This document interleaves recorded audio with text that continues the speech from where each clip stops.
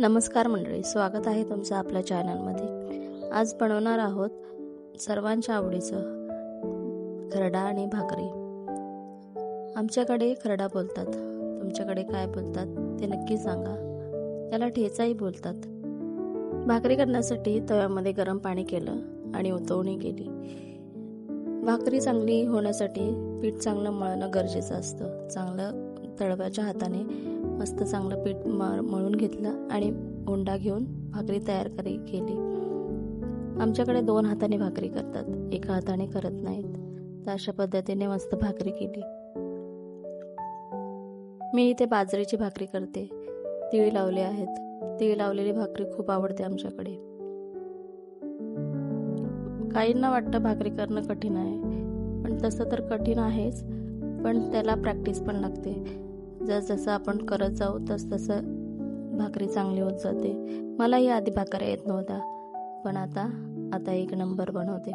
तर आपल्या भाकऱ्या तयार आहेत। आता बनवूया खरडा। खरडा म्हणजेच ठेचा।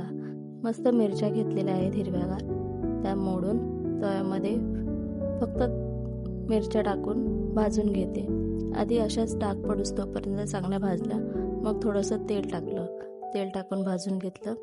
मग टाकलं थोडंसं खोबरंही थोडंसं तव्यामध्ये भाजून घ्यायचं आहे।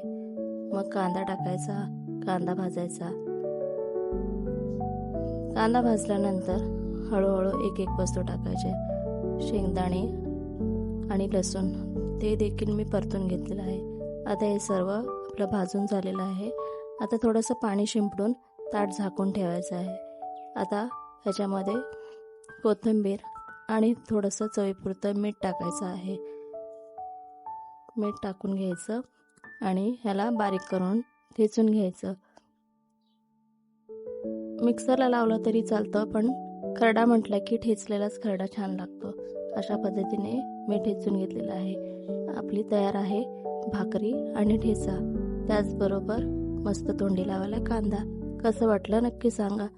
व्हिडिओ आवडला असेल तर लाईक करा आणि चॅनलला सबस्क्राईब नक्की करा। बाय।